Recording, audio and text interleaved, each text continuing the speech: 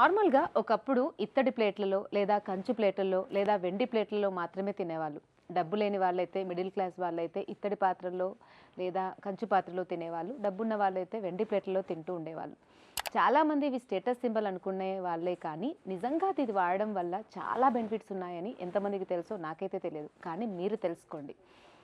Metals అనేవి మన బాడీని చాలా స్ట్రాంగ్‌గా మన శారీరక దృఢత్వాన్ని పెంచడంలో చాలా గొప్ప పాత్రని పోషిస్తాయి. అందుకే మన పూర్వీకులు వాటిని ఆభరణాలుగా ధరించడము అండ్ మనం తినే వాటికి కూడా డిఫరెంట్ మెటల్స్ని వాడడము వాళ్ళు మనకి అలవాటు చేశారు.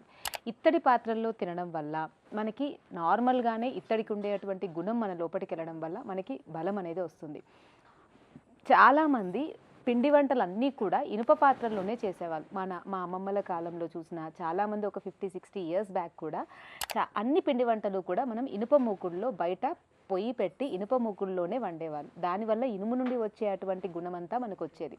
మనం రెగ్యులర్గా ఇలా ఈరోజు నేను తినేది కంచు పాత్ర మీకు చూపించడానికే మనం తినే అటువంటి ఇది ఈరోజు చూపించడం జరుగుతుంది. మనము కంచు పాత్రలో ఇత్తడి పాత్రలో తినడం వల్ల మనకి నార్మల్గానే మనకి బలం అనేది రోజు రోజుకి పెరుగుతుంది.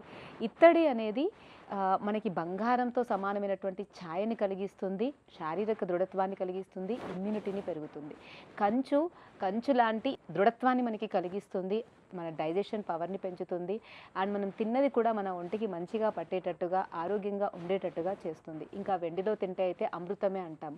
కానీ వెండి అందరికీ అవైలబుల్గా ఉండదు కాబట్టి అట్లీస్ట్ మీరు ఈ కంచు పాత్రల్లో లేదా ఇత్తడి పాత్రల్లో మీరు తిన్నట్టయితే మీ ఇమ్యూనిటీ బాగుండడమే కాకుండా మీరు చాలా బలంగా ఉంటారు. అయితే చాలామంది నన్ను అడిగిన క్వశ్చన్ ఏంటంటే, అలాంటిదంతా ఏం లేదు, ఉట్టిదే బ్లఫ్, మా వాళ్ళు నార్మల్గా స్టీల్ది తింటే ఏం రాదా, ఏమి అందులో అంత స్పెషాలిటీ ఏంటి అని అంటూ ఉంటారు. కానీ ఇవంతా కూడా ఆయుర్వేదం అనేది చాలా రీసెర్చ్ చెప్పినటువంటి సైన్స్. దాంట్లో బంగారంలో తినాలి అని చెప్పిండ్రు అంటే అది అప్పుడు రాజుల కాలంలో బంగారం అనేది ఎక్కువగా ఉండేది కాబట్టి వాళ్ళు బంగారు పాత్రలో తినేవాళ్ళు. ఇప్పటికీ కూడా మన ఆయుర్వేదంలో కొన్ని రకాల రసాయన చికిత్సలు, కూటీ ప్రావేశికం లాంటి చికిత్సలు చేసేటప్పుడు అది చాలా డబ్బున్న వాళ్ళు చేసుకునే చికిత్సలు కాబట్టి వాళ్ళకి పంచలోహాలతో చేసినటువంటి పాత్రల్లో వండడం, వెండి అండ్ బంగారు ప్లేట్లలో మాత్రమే పెట్టడం జరుగుతుంది. ఎందుకంటే వాళ్ళు అంత అఫోర్డబిలిటీ ఉంటారు కాబట్టి వాటిలో పెడతారు. దానివల్ల వాళ్ళకి ఖచ్చితంగా మంచి ఇంప్రూవ్మెంట్స్ అనేవి వస్తూ ఉంటాయి.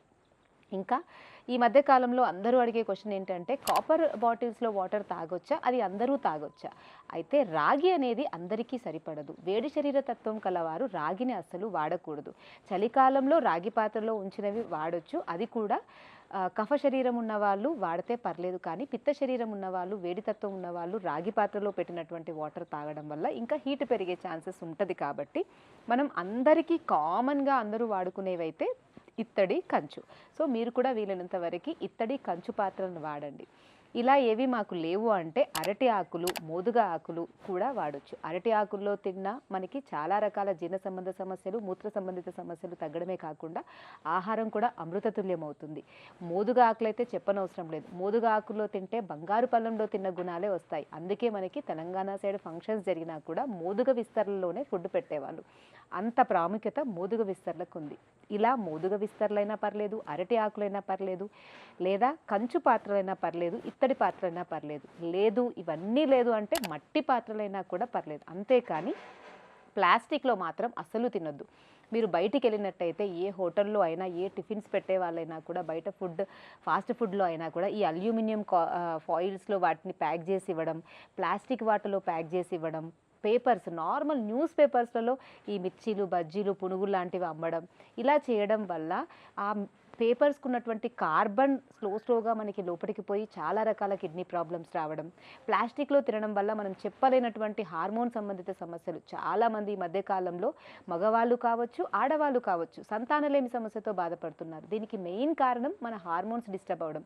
ఈ హార్మోన్స్ ఎందుకు డిస్టర్బ్ అవుతున్నాయి? మనం తినే పాత్రలు, మనం వాడే అటువంటివి అన్నీ కూడా ఎక్కువగా ప్లాస్టిక్వి వాడడం వల్ల స్లోగా మన బాడీలో పాయిజన్ అనేది డిపాజిట్ అవుతుంది. అందుకే వీలైనంత వరకు మీరు హాస్పిటల్కి పెట్టే ఖర్చులో కొంత ఖర్చు మీరు తినేదానికి ఇలాంటి కంచు పాత్రలు, కంచు ప్లేట్స్, ఇత్తడి పాత్రలు, ఇత్తడి చెంబులు, ఇత్తడి వాటిని తెచ్చుకొని వాడండి అండ్ మిమ్మల్ని మీరు ఆరోగ్యంగా ఉంచుకోండి. Thank you.